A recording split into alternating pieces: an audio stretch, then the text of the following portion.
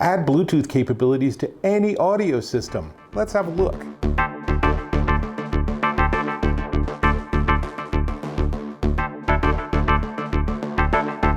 Dave Taylor here, and if you have older speakers or a hi-fi system or any audio system, it's probably likely that you don't have Bluetooth capabilities. Those are really new for audio systems. So you don't want to just leave everything in the dust, right?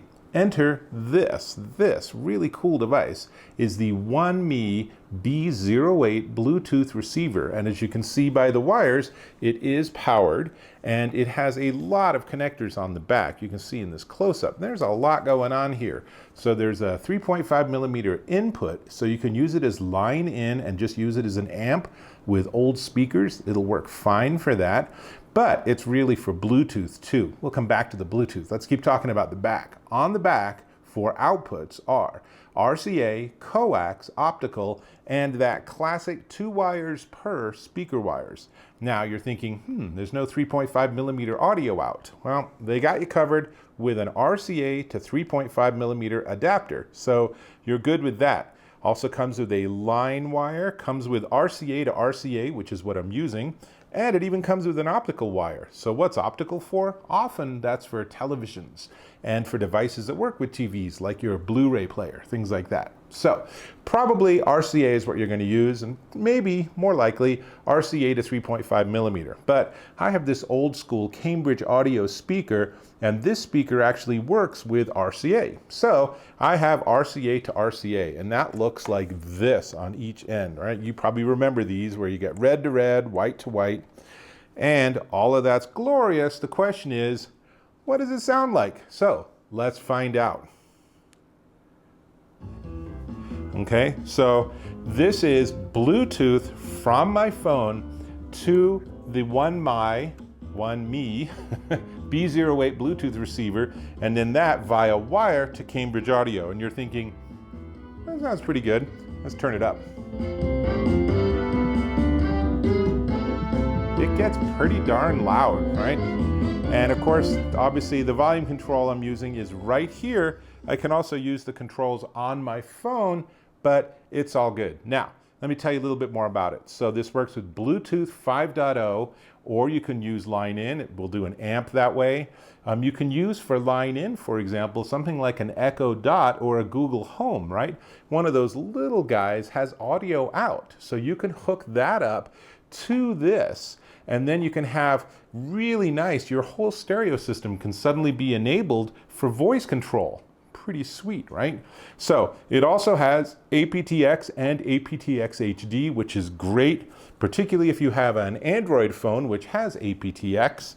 The iPhone uses AAC, which is a little weird because MacBooks and MacBook Pros and MacBook Airs all actually also use AptX. Can't explain what Apple did there, but even without that, as you heard, it still sounds pretty darn sweet. It has a lot of range. Because it has this dual antenna, you actually get 160 feet line of sight, plus or minus, and 60 feet indoors, which means if you have your phone in your pocket and you have this in the front room where your stereo is, you can actually go upstairs and use the restroom or whatever, and that music ain't never gonna stop. It's gonna continue to work just fine. Bluetooth 5.0 is pretty sweet that way. Now, I already told you about the inputs and outputs. I kind of wish there was a 3.5 millimeter output. That is something maybe they'll do in the next rev. I'm not sure where they'd put it though. There's really no room on the back. I would suspect that they could lose optical and replace it with 3.5 out, and that would be fine, but who knows? Now, one thing I will say is it comes with a pretty big power adapter. Let me go and unplug it. This is a fairly hefty device given how small the unit is. So that's something to think about. It is just, I guess, sort of the inevitable consequence of modern electronics, but it's a bit surprising given all the modern technologies that are making these smaller.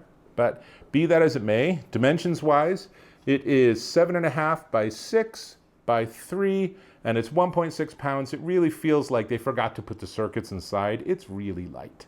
There's really nothing you're going to worry about. You could easily like tape this to the side of a device or something. And really, once you have it turned on, you're never going to actually need to control it directly. Although I suppose you might want the volume controls, but probably you're going to get to the setting you want and then use your remote device to actually manage it. That's all there is to it. It works really well. It has a really clean sound. It's easy to work with. It has a ton of flexibility in terms of you being able to get those old speakers like back online and back working with Bluetooth right off your phone or tablet or computer. How sweet is all that, right? So, only thing left to talk about is the price. But before we get to the price, let me ask if you can subscribe to my channel. Really appreciate it. It's just one tap away. Oh, and let's just look real quick at the front too. So on the front, there's this glorious old school on-off toggle switch. And then there's bass and treble and volume. And there's a slight detente when you're halfway, so it's an easy way to orient. And so when you have bass or treble, and they don't give you a huge amount of difference, there's not a lot that you'll tell. In fact, let's bring the music back on and turn the volume up. And let's see, let's pick. And now I'm going to turn the bass all the way down and the treble all the way up. It's a little brighter. And now let's do the opposite. Treble all the way down, bass all the way up. That's a little more rumbly. So it gives you some level of control. It's not a huge amount. It's not as fancy. Sorry, I'm yelling.